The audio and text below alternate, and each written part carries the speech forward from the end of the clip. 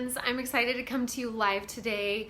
Last week I asked you guys if you had any questions that were kind of burning in your mind. I know sometimes we try to navigate the fitness and nutrition world and we get so confused and so overwhelmed, and sometimes it just feels like it's too much. So it's helpful if you have somewhere to turn to ask your questions and maybe get help pointed in the right direction. So I got a lot of awesome questions from you girls, and I'm excited to tackle some of those over the next couple days and weeks. Today we're going to talk about a pretty big one, and I'm really excited about this one. So I had a question that came in. How does stress and stress hormones affect your body's ability to lose weight? Essentially, the question was, if I'm under a significant amount of stress, what should my nutrition look like? What should my exercise look like? And is there anything else I should do to help me out? Because let's face it, you could be eating perfectly or trying to eat perfectly. You could be doing all the right exercises, but if your body is under a significant amount of stress, it could feel like it is impossible to lose any weight or make any ground, cover any ground towards what your goals might be, okay? So let's see if we can tackle this, and I'm gonna give you quite a few action steps at the end, tangible things that you can actually do that are not hard, that will help you maybe make those strides forward and help you out along the process, okay? So what we need to do first is really understand what stress is and the impact stress has on our body. So every time you do something that your body perceives as a challenge, it activates what's called our sympathetic nervous system, okay? So anything that we do that is perceived as a challenge, something that's challenging, something that's difficult, it's gonna activate the sense in our body of that fight or flight response, our sympathetic nervous system. This is good and healthy for normal individuals. There's a reason God built this into our system, but this is not okay over an extended period of time, okay? So this fight or flight, this sympathetic nervous system, this is our body's reaction to stress. When we're constantly under stress, that system is kicked into over gear, and it's not okay in the long run to be in that state. So when our body senses stress of any kind, the brain signals your adrenal glands.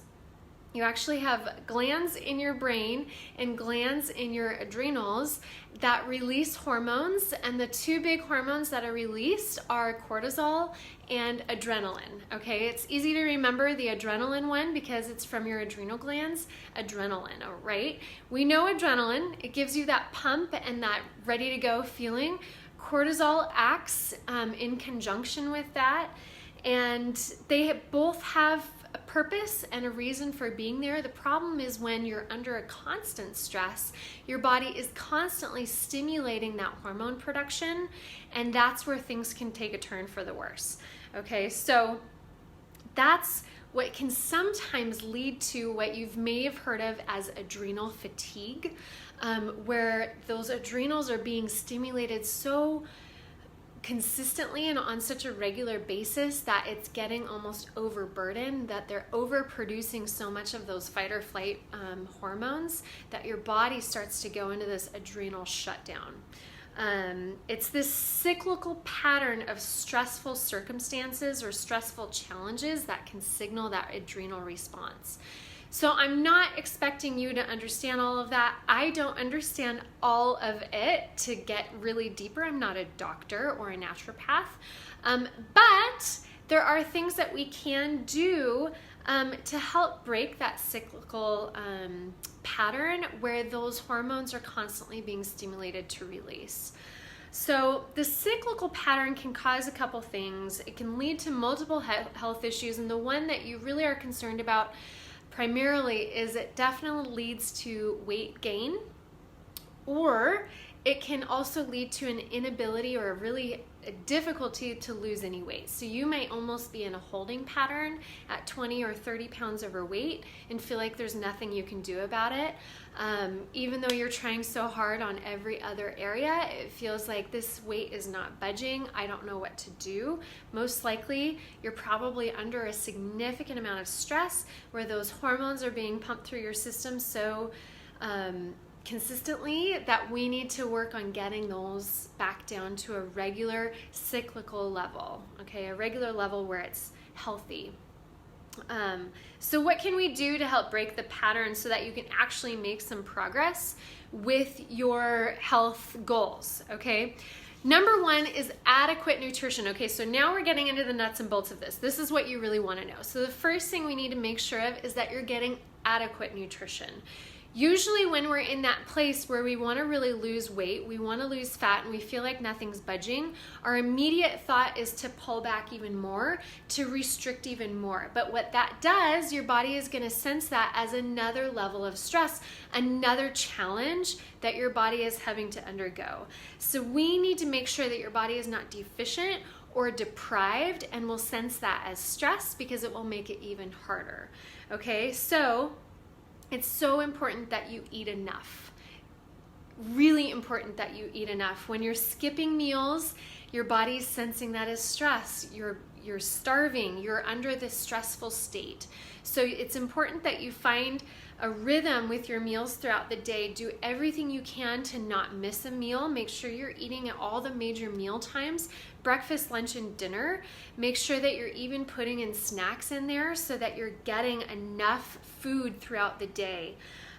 This is not the time for restrictive diets. This is not the time to think about pulling things out of your diet. It's when you feel like you're under a lot of stress, it's the best time to be more relaxed with your eating habits and not think about what you shouldn't be eating, but to think more about what you should be eating a lot of, and try to eat a lot of foods so that there's nothing that's deficient. And we need to make sure that you're eating a lot of healthy foods, but it can't be stressful.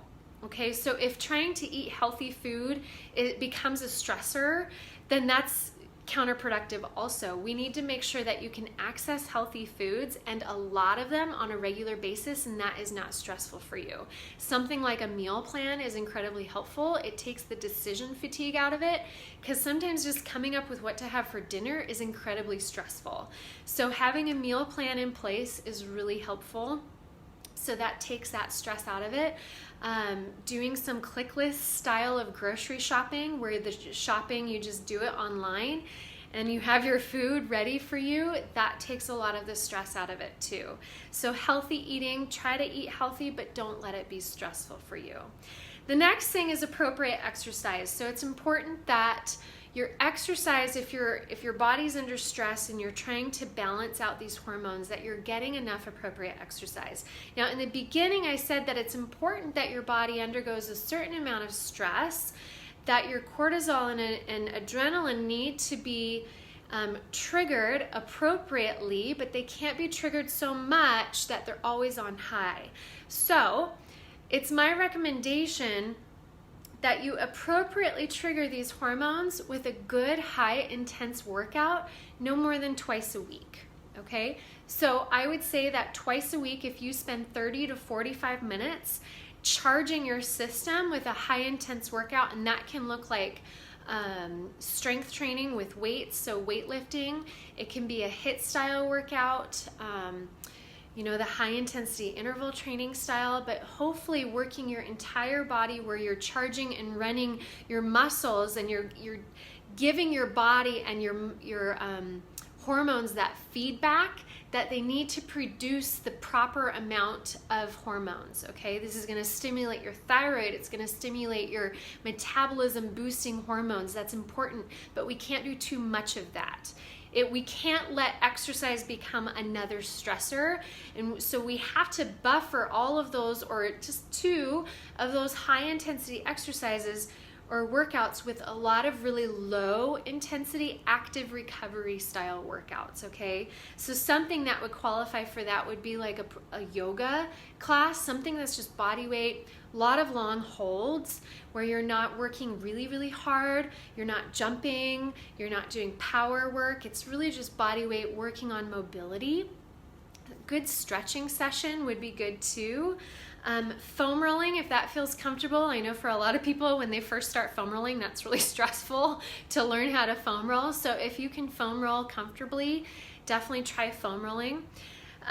The other physical activity that you can do, which is one of the only physical activities that is out there that has actually been shown to dramatically reduce cortisol levels in your body, is going for a leisurely walk. This is not a power walk. This is not a type of walk where you try to work really hard and burn a lot of calories. You don't want to find hills. This is like a walk outside in nature, preferably. It's amazing how just getting out into God's creation stimulates your nervous system to calm down.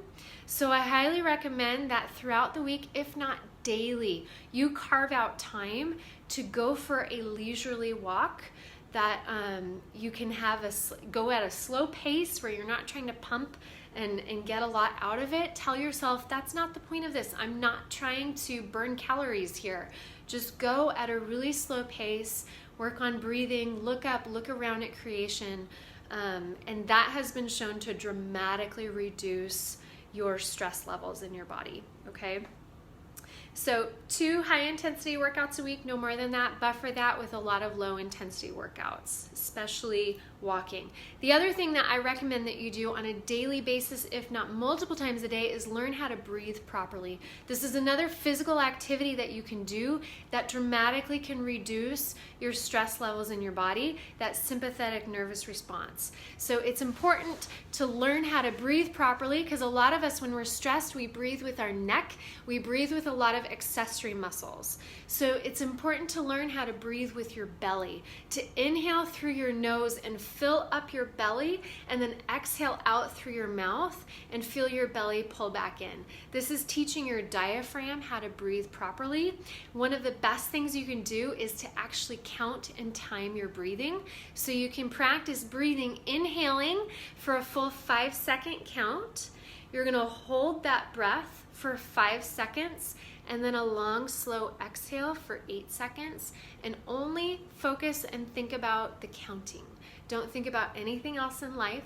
You can lay on the floor on your back with your eyes closed, and the count again is 5-5-5, okay? 5-5-8, 5-5-8, okay? So inhale for 5, hold for 5, exhale for 8. If you do 5 to 10 cycles of that, your stress levels are gonna come way down. So if you feel like you're constantly in a state of stress, go find a quiet place. It might be during the kids' nap. It might be right before you go to bed. And find a place where you can do 5 to 10 cycles of the 5-5-8 breath count, and that's going to dramatically reduce your stress levels, okay? Which leads to the next thing, is making sure you have adequate sleep. And I know for many of us moms, this is probably one of our big triggers of stress, is lack of sleep, okay? So I think that it's incredibly important to figure out a routine that's going to work well for you, because your sleep is extremely important.